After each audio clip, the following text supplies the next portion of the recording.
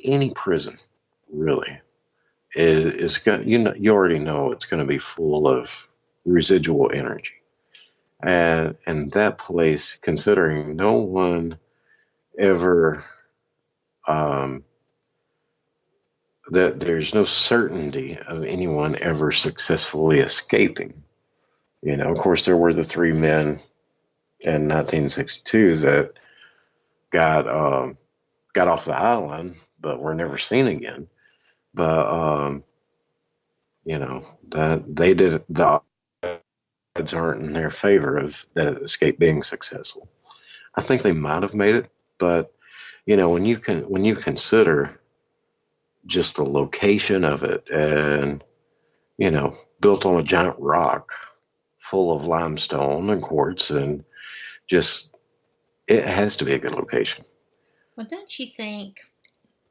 I'm pretty positive that they made it. And I don't Mm, really know why, but I mm. am. I kind of believe that they might have.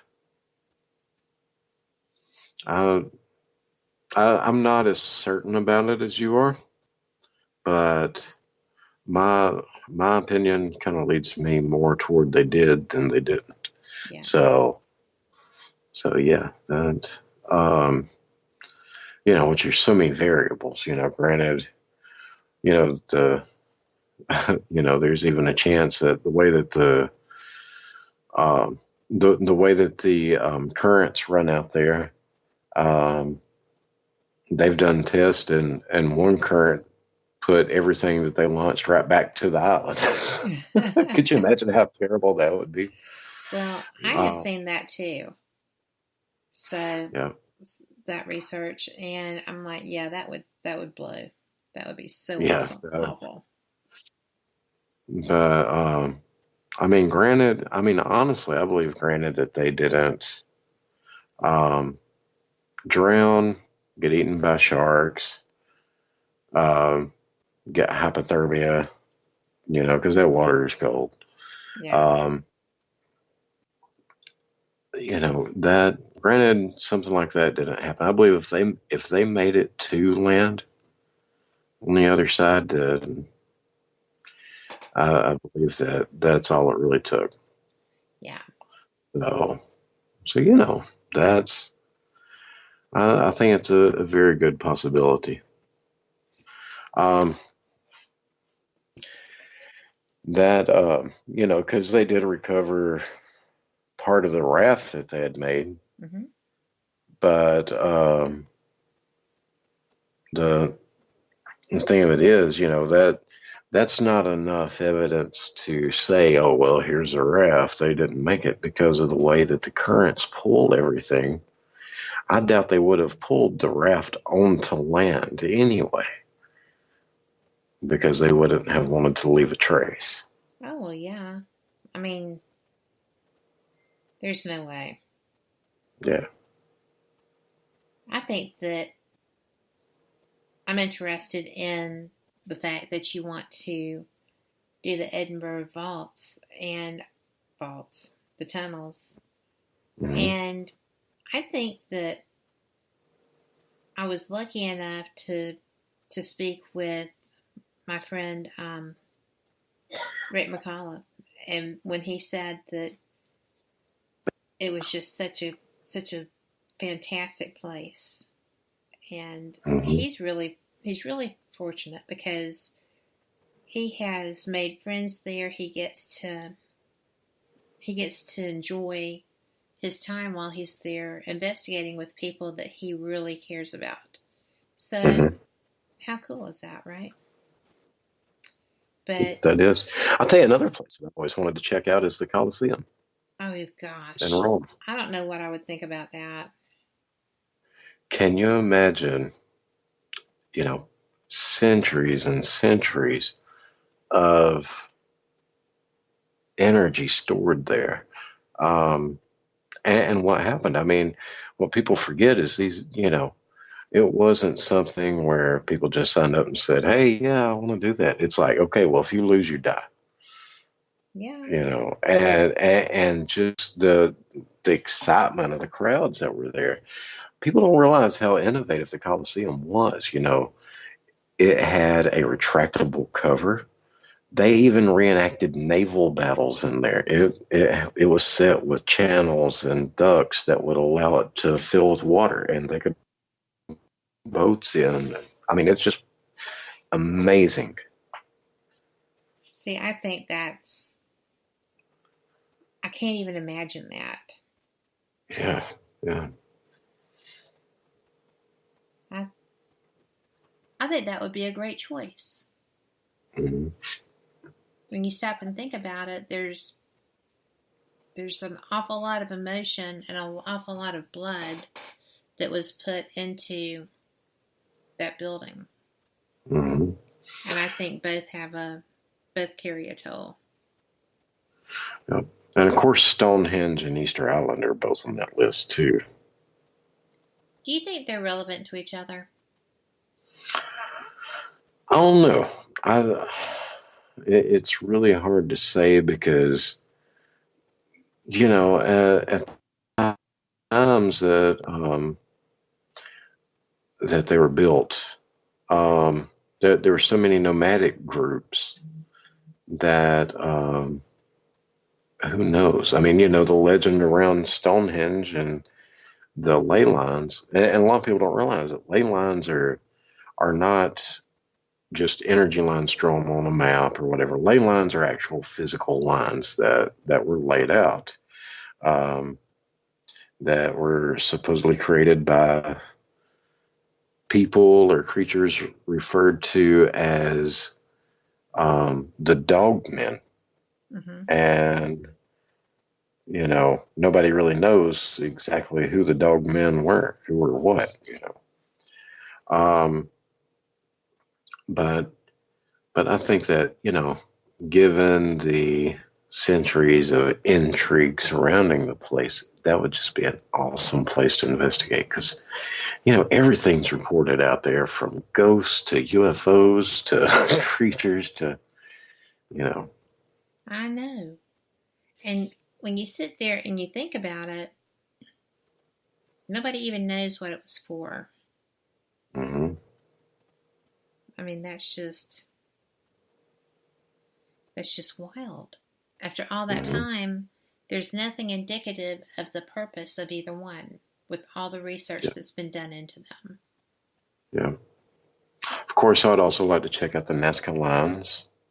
I would check out some of the temples, specifically around like Pelepunku. Several in Central America.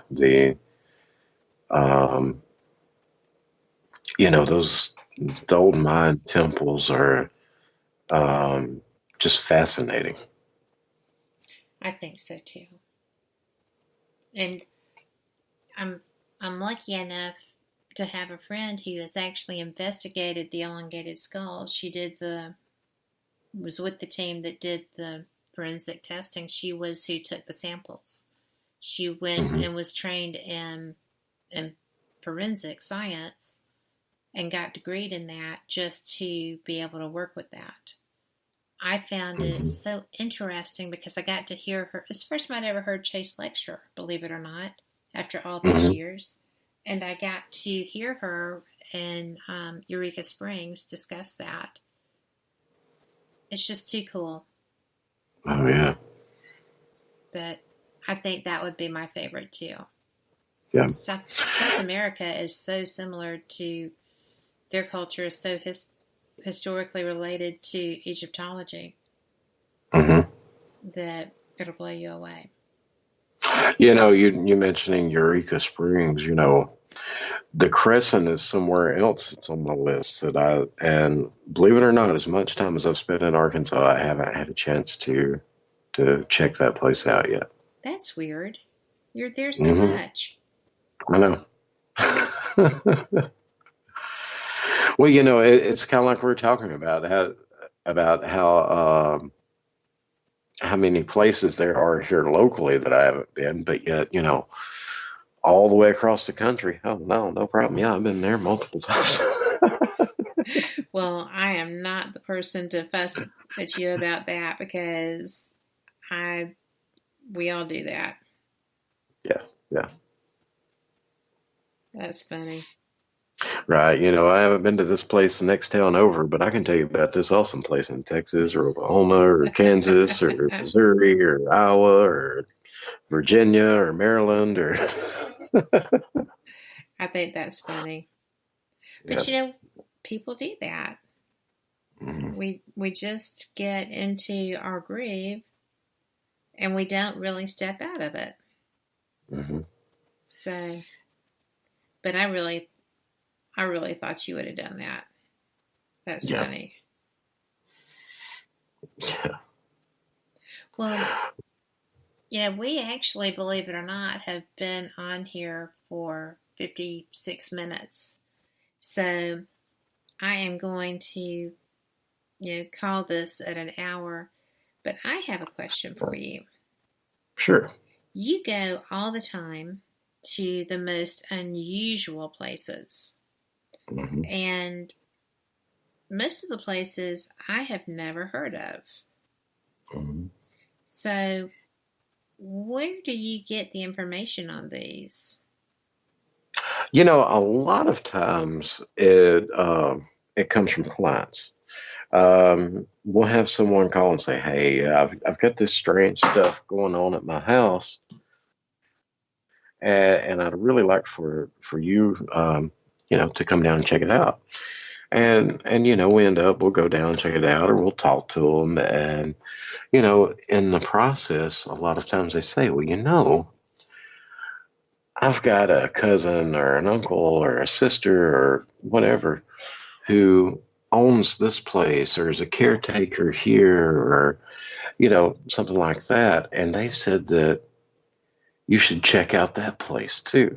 And that's kind of like like back in March when we did the Pickens County Courthouse. Mm-hmm. Um, the way that actually came about was, we did the residential investigation, and it was the person who we were doing the residential investigation for who suggested that the person who is the caretaker for the courthouse get in touch with us, and kind of got referred that way.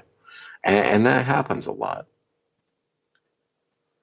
Well, that was very cool Hmm. because I I do get things a lot, and I got things there which I wasn't really expecting. Hmm. So I appreciated being included in that.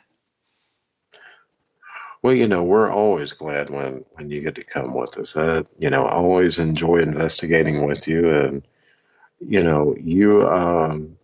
kind of have a different approach than anybody else on the team, which because you're not all the way on the spiritual side, you're not all the way on the science side. You're like a good balance in between, and having you there, it definitely makes for a more balanced feel. We always enjoy it, Well, especially the way